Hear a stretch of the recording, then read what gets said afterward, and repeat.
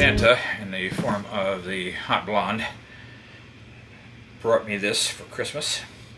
So let's open this up and take a look. So this is the Paslode angled cordless finish nailer. It shoots a 16 gauge finish nail. And let's open this up. Undo the tape over here.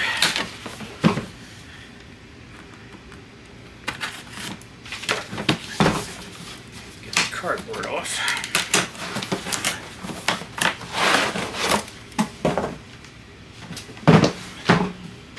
And then there's a little zip tie right there. Got that. And let's open this up so you can see what's in here. What we have some instructions. And enough to give us a set of safety glasses. You should always use safety glasses when you're operating any kind of nailer. In fact, you should wear them when you are hand nailing also, because if you mishit the nail, it can go flying and poke in the eye. Here's the battery charger, because it does use a battery, and there's a little Allen wrench down here in the case. I'm not sure what the Allen wrench is for. There is a battery. And then the gun itself. The case is pretty nice. It's got a proper hinge on it. It doesn't have one of those living hinges where it's just a flap. So it does have a pin in it, which should hold up pretty good. And it's pretty tough. Looks like it'll hold up to the job site pretty good. So far, everything looks quite nice. Now, how this works is there is a piston inside here, and there's a gas cartridge that goes in here. It's butane, I believe, and then the battery goes in. So essentially, this is a one-cylinder internal combustion engine. Unlike in a car engine or lawnmower engine, it doesn't continue to run. It fires once and then stops. So every time you pull the trigger, it goes through one cycle. So when you pull the trigger, it lets some gas into the cylinder, spark plug fires, and pushes the piston down, which drives the drive rod and then hits the nail and drives it into the wood. So Paslode was the first company to have cordless nailers using this gas technology. I believe they started in the late 1980s. Now, the reason I wanted this one, and there are other brands of cordless nailers at this point. I'm a Milwaukee guy mostly, but the Milwaukee nailer, it was considerably heavier than this. This is very light, very easy to maneuver. As I get older, those kind of things mean something to me. So basically, this was the best option as far as usability. You do have to buy the gas, so there is an added expense in operating this that you don't have with the other ones that are battery powered. They're strictly battery powered. But the gas cylinder, it says it lasts for, I think they said, between 1,000 and 1,200 nails. It says 1,200. That's quite a few finished nails. Even if you were a finished carpenter working all day, this cylinder will probably last all day. And this cylinders are about $10, so it does add a little bit to the cost of operating it. But for my purposes, where I'm going to, it'll last several days, even if I'm using it all day. I'm not sure whether the battery is charged or not. I'll have to find out. But let's put a gas cylinder in here and see if we can get it to go. Otherwise, I'll have to charge this and come back. Now, one thing about the battery, there's two positions on the battery. There's the first click.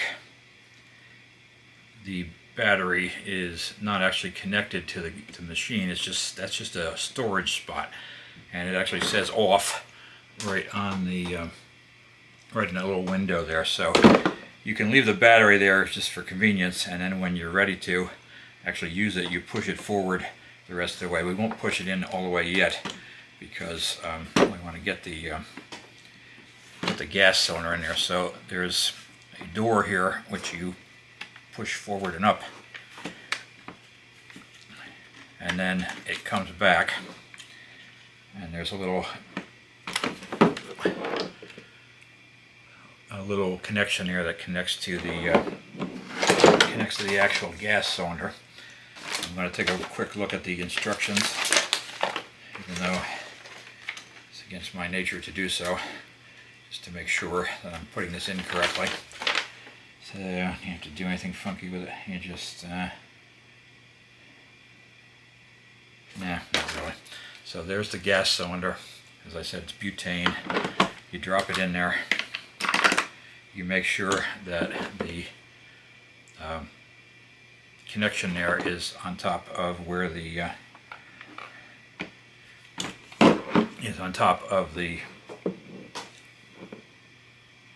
nozzle on the gas cylinder, and you push this forward, and you push it forward and down, and that locks it in. All right, so let's put this, and to push the battery all the way forward, you got to just push that little tab there, and that should be energized, assuming that there's any assuming that there is actually power in the battery. We don't know that yet. So let's see if we can. This is flashing, so I'm not sure whether that means there's power or we're out of luck. It isn't flashing red, so hopefully. So you just push it down, and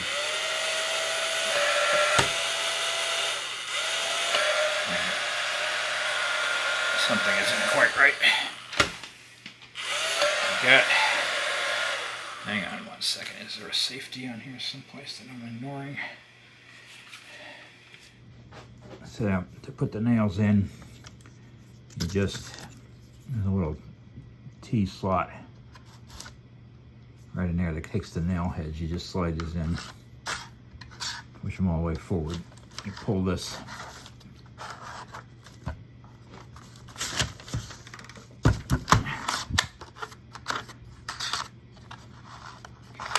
Pull this lever all the way back, and then you just let it go, and that's how you load the nails.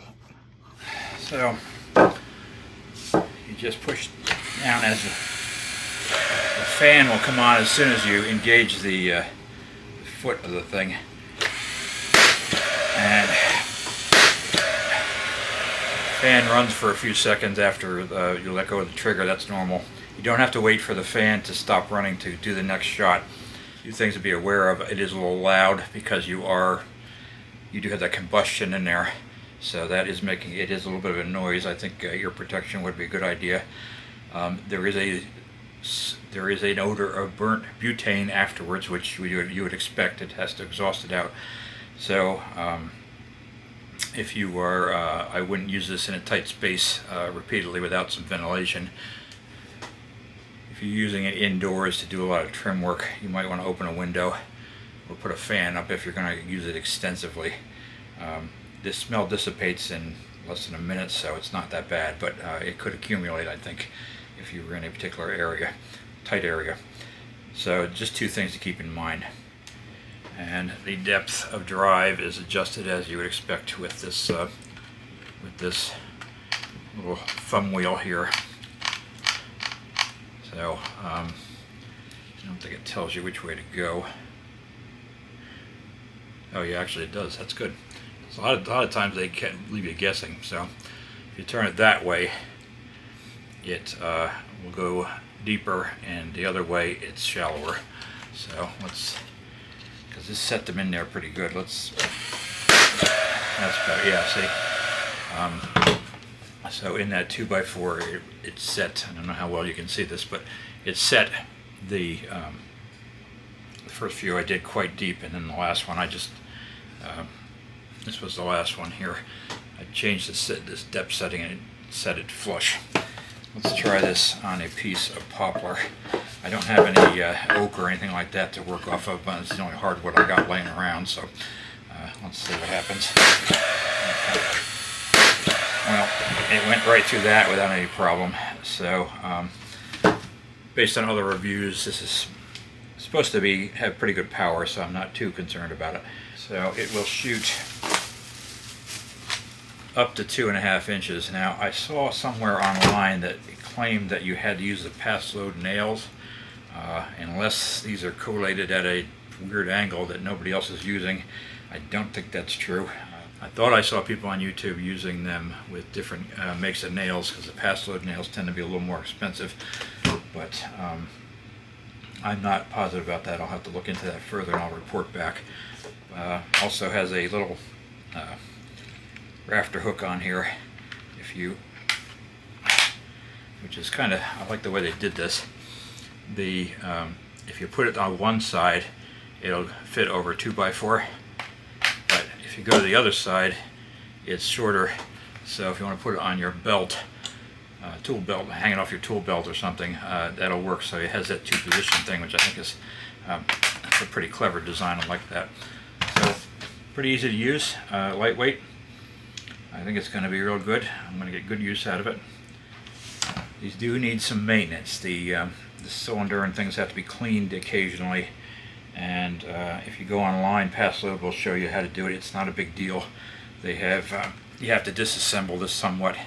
From what I've seen on YouTube, basically the procedure is you keep using it until it starts getting bulky and doesn't fire as reliably, and at that point you change the at that point you take it apart and do the maintenance on it. The maintenance is not a big deal. This is a little bit different than the typical cordless one. Most of them just use the battery. There is a little more expense to it because you have to buy the gas when you're operating it. There's a little bit more maintenance involved in it. This is a little bit more portable, if you want to say that, than a typical cordless one, because the battery will last, I think they said, about 10,000 nails. So that would be several days worth of work, even in a environment where you're trimming out houses. And the gas cylinders, you just take them with you. So basically you could be completely off grid and still use this, whereas if you're using a typical battery powered tool, you are going to have to keep recharging the batteries. You can probably do it with your vehicle, but you may be in a situation where you just don't have any electricity on site. That would not really slow this thing down, because if you charge the battery every 4 or 5 days, you should be able to keep going as long as you have gas cylinders. So it's a little bit more off-grid, if you want to put it that way, than some of the other ones. I'll put this to use and I'll report back, after I've used it for a while. But I'm very impressed with it to start with. It feels good. It's well made. It's tight. Nothing's rattling. Feels cheap. Whole thing is pretty solid. So I am quite pleased with that, and thank you, love of my life, for buying that for me for Christmas. And I appreciate you all watching and subscribing, and hope you enjoyed this, and you take care of yourselves. Bye bye.